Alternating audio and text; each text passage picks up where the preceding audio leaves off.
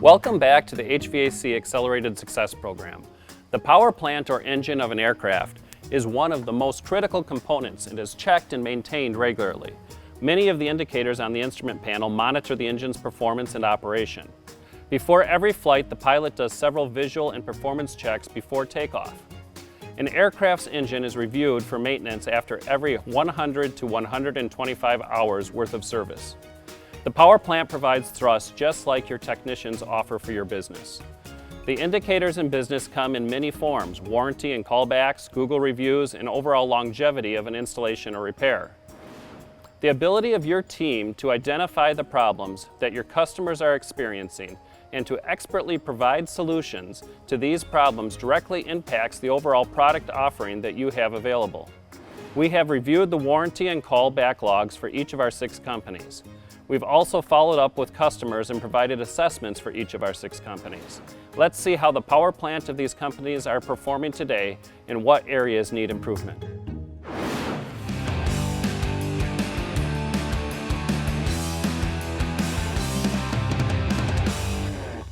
Hi, I'm David Holt with National Comfort Institute. NCI is proud to be selected as the technical training consultant for the Goodman-Amana Accelerated HVAC Success Program. This survey is technical in nature, and the basic question we're asking is, how do you diagnose the cause of various customer complaints?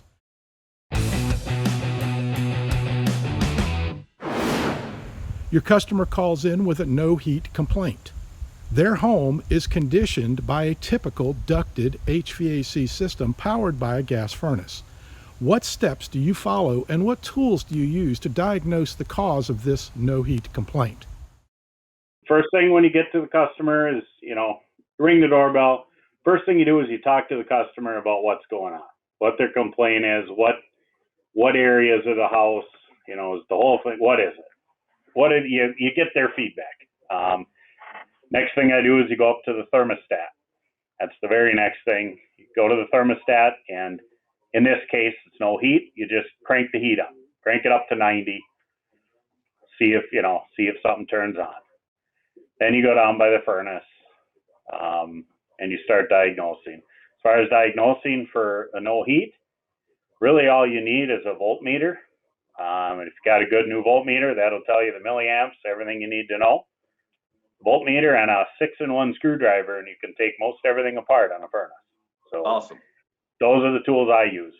Diagnosed from there and moved ahead. Everything starts from the office. Yeah. So from the office, they're asking probing questions. What has it been doing? How long has it been doing it? Smells, any sounds, anything like that gets talked to at the office. So before the tech actually shows up, he's got not necessarily an idea of what's wrong, but an idea that there's something wrong.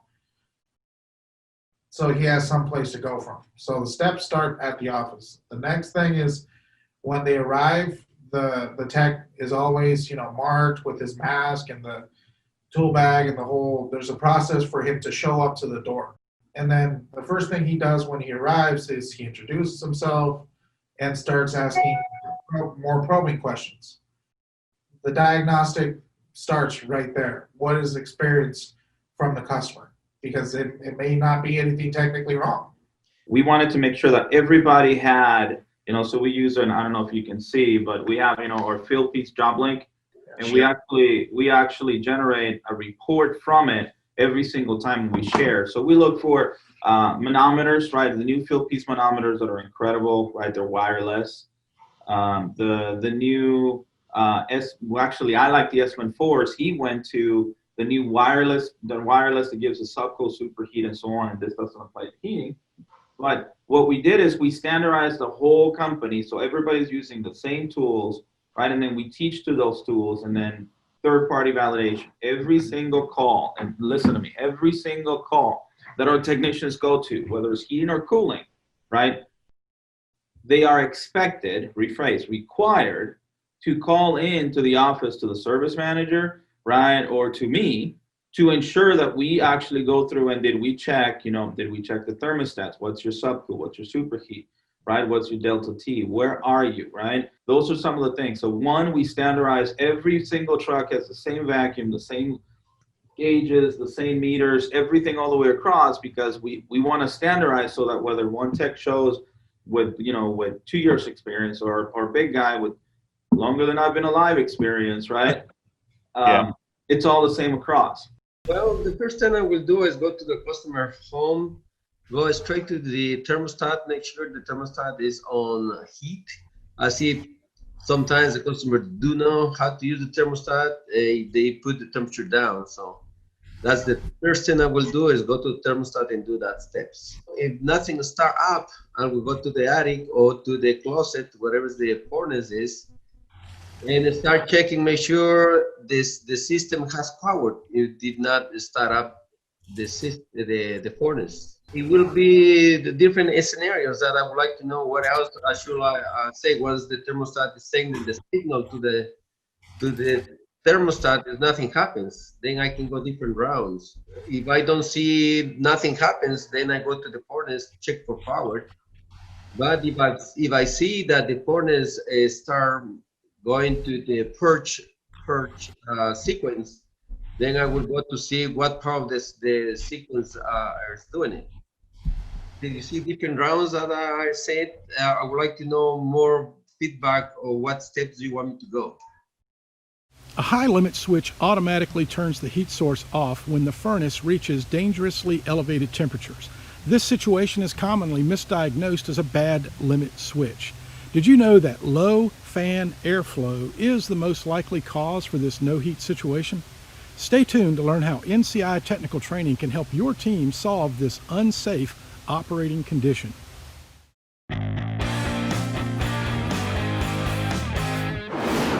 Your customer calls in with a no cooling complaint. They also have a typical ducted HVAC system powered by a heat pump or cooling only unit. What steps do you follow and what tools do you use to diagnose the cause of this no cooling complaint? I always bring a multimeter with a 6-in-1 and a pair of needle nose with me on first diagnosis. I don't really bring my whole tool set around with me or gauges or anything like that. I usually just go in with the bare basics. Keep it simple, stupid. All right, so what steps do you follow?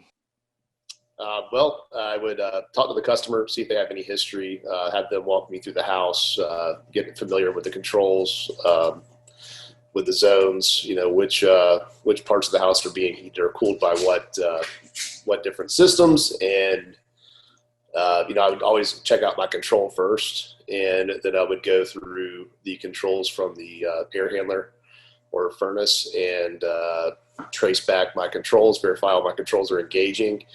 And then after that point, I would chase the controls to their loads. First, check for the outdoor unit, make sure there's power out there. Usually pull the panel off and hit the contactor, make sure that the fan or compressor come on. And then if it runs, go in the house, go to the furnace, check the filter first, check for power at the unit, make sure you've got 24 volts or 27 volts coming out and going to your air conditioner. And then, of course, jumper the furnace, make sure the fan comes on, and that there's power at the unit. Same thing for the cooling side. I arrive at the house, talk to the customer, talk to them about what's going on, what they're feeling. Same deal. I walk up to the thermostat. In this case, though, I turn it to cooling. I turn it to cool, and I just turn it all the way down. So I make sure it, comes on. At that time, then I go down to the furnace and check the filter. That's always a big one. I check the filter on that. And then I'll go back out to the condensing unit. Same thing there. Check if it's plugged. Start your diagnosing. Check if it's filled with cottonwood. As far as tools that I use for diagnosing, cool. Same thing. I have voltmeter and I use gauges and a 6-in-1 screwdriver. And I need a channel axe to take the caps off the Schrader valves. A frozen up evaporator coil is one of many reasons that your customers experience a no cooling situation. Unfortunately, many technicians head straight to the refrigerant gauges without confirming that proper airflow is moving across the evaporator coil. If a 2.5-ton system needs about 1,000 CFM of air moving through the evaporator to function properly, what's the chance that you can fix this no cooling problem with more or less refrigerant if there's only 570 CFM actually moving across the evaporator? NCI trained contractors rely on accurate fan airflow measurements to properly diagnose problems like this. Stay tuned to hear how your team can learn to solve these common comfort issues.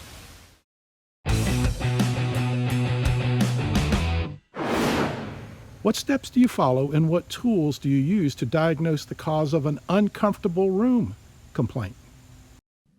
Well, what the steps that I would follow is one, okay, we have a warm room. We look at the exposure and take square footage on that room to make sure that the duct that's running to that room, as I told you, a lot of these older systems are ducted smaller for the R22, to make sure that it's ducted with the proper size to deliver the airflow for that size room.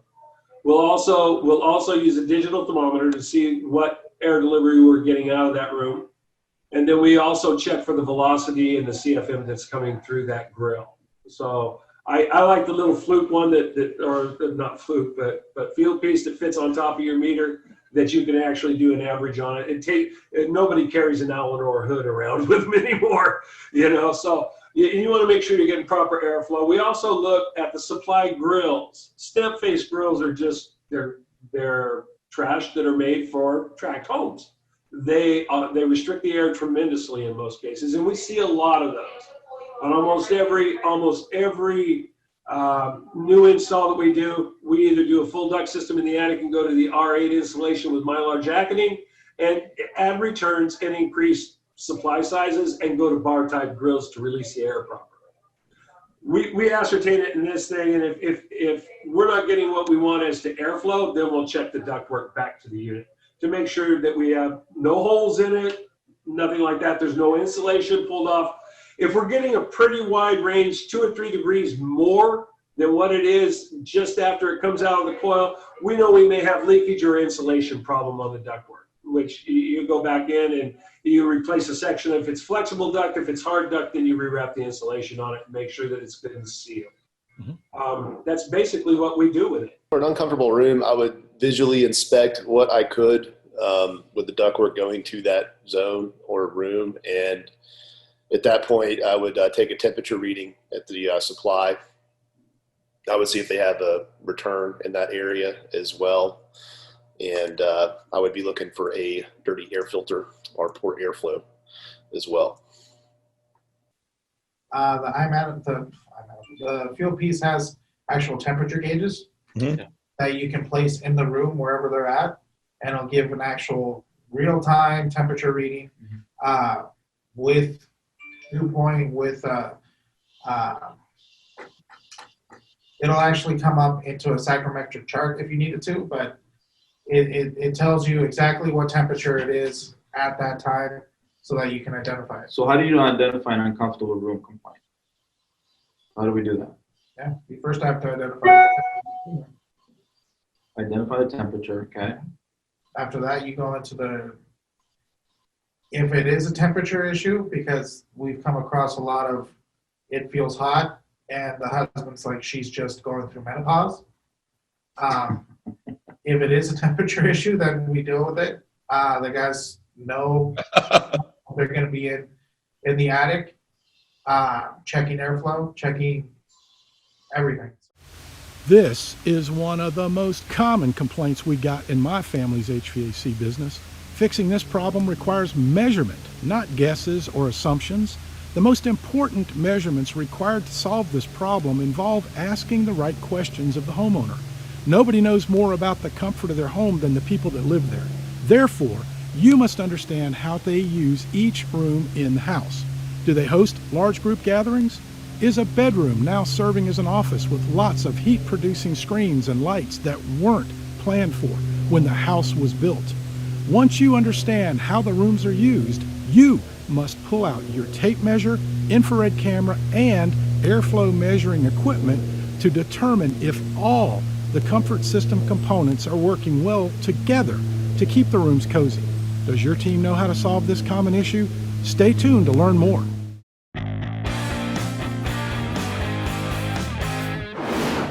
What steps do you follow and what tools do you use to diagnose the cause of a "there's too much dust in my house" complaint?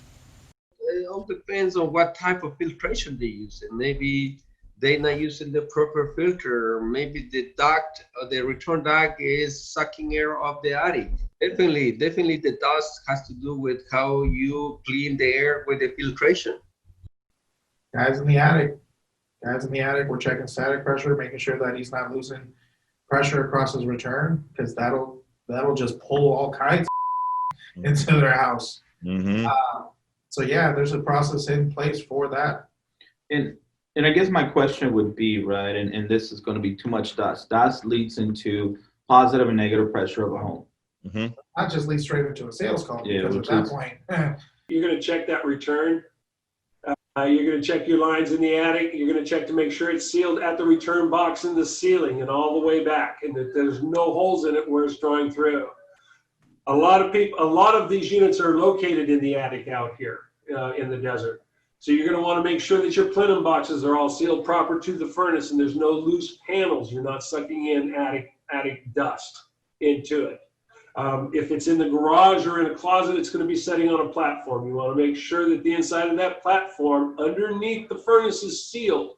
And you're not sucking. I've actually seen it to where they were sucking through the wall joist space where it's coming right out of the attic right into the return, where they just skipped on the blocks when they were building the house. Mm-hmm. So you want to make sure that that's all sealed properly. You also want to make sure that the furnace and the panels on the furnace in that garage are sealed properly to the platform and that they actually seal tight. I mean, if it gets real bad, and you know that we have to do HERS duct testing here on every installation that we do.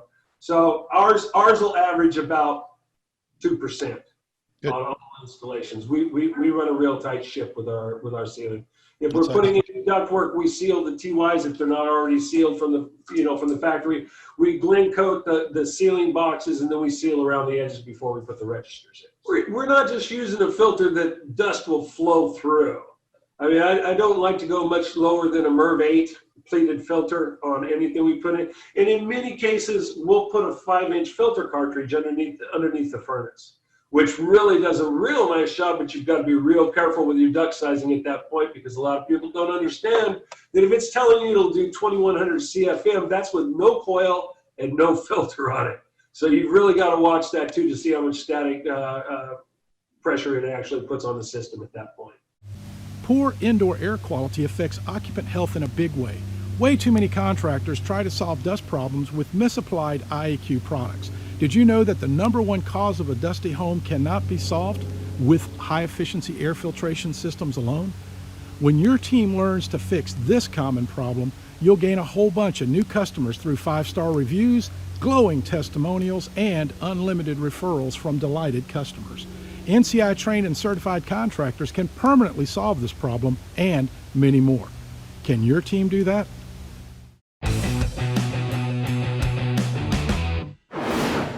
What steps do you follow and what tools do you use to diagnose the cause of a noisy system complaint? Once again, check the filter. If that filter is plugged, it's going to make that motor pull a lot more amps and be a lot noisier. Check and see if there's debris in the squirrel cage.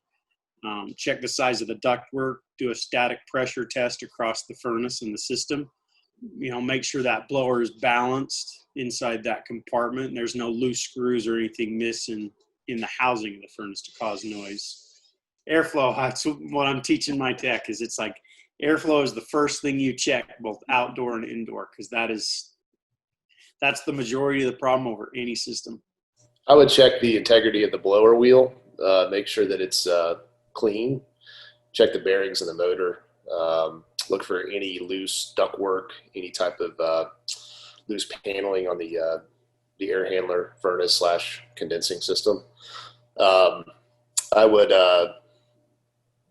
really be more or less thinking that, if I have a noisy return or something, then I probably got some bad airflow issues somewhere as well. In this case, you'd learn, is it noisy during heating? Is it noisy during cooling? Is it noisy all the time? That would kind of help almost self-diagnose. If obviously she says it's all the time, well, then it's something kind of more in the blower motor section. If it's more on the heating side, well, then it's something more in the heating. Or if it's all the time, could be ductwork. So as far as tools to fix that, you're really not going to know until you get into it. Right. If it's something loose in the duct, well, then you need some sheet metal tools to take it apart and see what's in there. I would use a camera a lot. In noisy systems, I actually do use one of those Milwaukee snake cameras. Oh, yeah. Okay. So I could kind of drill a hole, and I could just a little hole in the duct, and I could see what's going on in there. Okay. So I'd use that a lot. Don't you hate it when customers complain about the noise level created by your new equipment when that nice variable speed motor is installed? I know I sure did. Today's high-tech equipment is designed with the assumption that it'll be installed per the manufacturer's specification. If the fan motor is designed to operate at a half-inch of static pressure, what happens when it actually operates at 164% of the designed pressure? Noisy system operation is one of many problems caused by equipment that is installed without considering the pressures against which the blower must operate. By the way, NCI-trained contractors report that it's very common to find equipment operating at 164% or more of maximum external static pressure. Does your team understand how to measure and interpret static pressure? Stay tuned to learn how you can solve these noisy system problems too.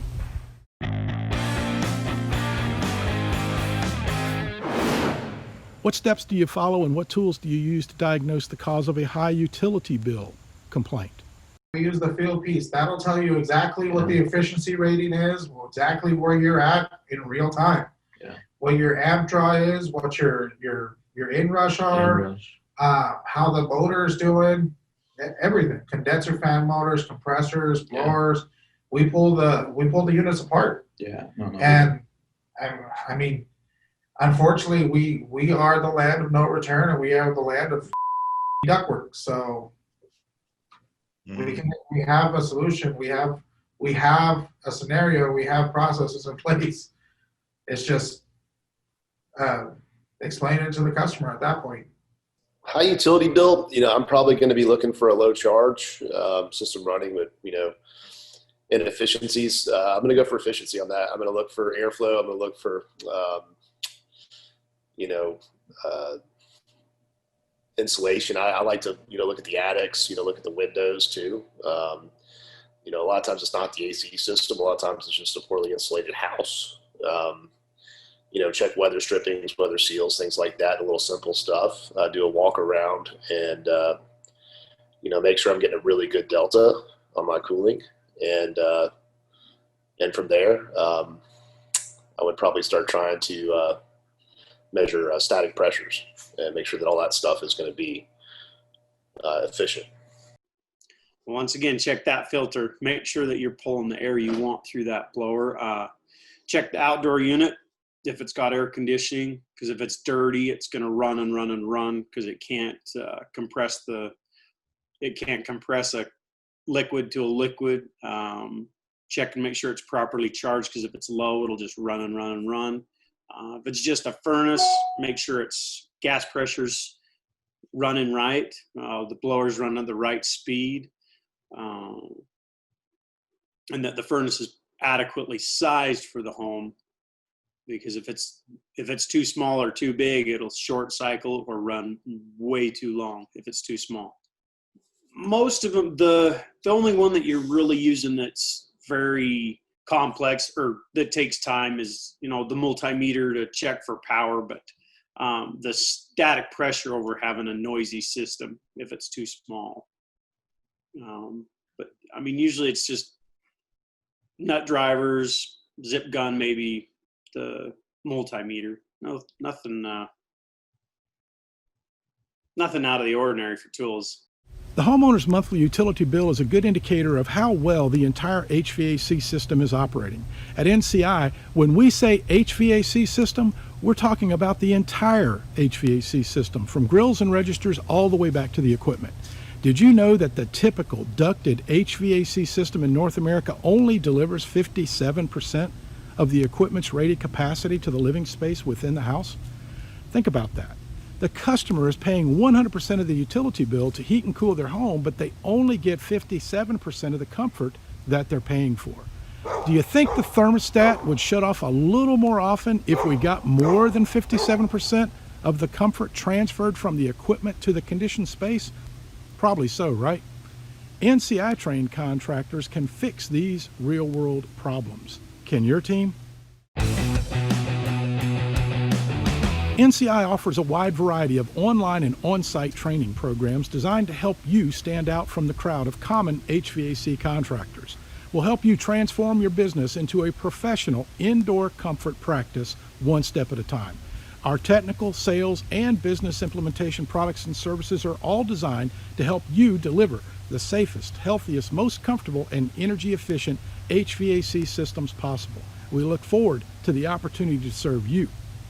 I thought it was very interesting. Like I said, like the whole NCI thing, like just running against this group of people at NCI, it's rejuvenated my interest in air conditioning, and it's kind of opened it up to a whole different world of knowledge and clarity. I've always heard of static pressure testing, and really, I always just thought that you just did it like before the cold and after the cold to diagnose a dirty evaporator, right? And obviously, I've always known that, and I've always heard and been, I was talking to all my friends that do residential heating and air, that they always run in, there's just never enough return, and that they never do enough return in these houses. So in order to be able to measure that and to decipher that by just, instead of walking around and looking and measuring up the size of the returns to the supplies and, actually being able to do a refined measurement, I really appreciate it. Obviously, I haven't gotten to practice it yet. And in another spin on that, there's still a lot more to learn. I want to master it. I want to practice it. I'm going to try to do it at my own house first, just to make sure I can actually do all 4 measurements, know what to do with them, and then I'm actually accurate. But the way that the classes were put together, I had my dispatcher and I had Peggy watch them as well. And, I like to get them as familiar with this stuff as possible. I think that is the way they put it. Even Trevor, he still actually understood it. And as a technician, it really clicked for me, the way they were presenting the data, the way that they actually had a live demonstration of him putting the sensors in and taking the measurements, and then coming back to the board and discussing the different elements. I thought it was well put together. I don't think it could be done any better. I was impressed with the training as well, just how thorough and detailed everything was, and informative. I was really impressed with the whole summit. Everything was great. It was a lot more than I thought, because I've been to summits in person, and those are already a lot, So to have one online, I was like, wow, we'll see how this is going to go. The first thing I thought was it's going to be boring, but I didn't find any of them boring. Even the technical ones that I don't understand, I was impressed with how thorough and detailed they all were.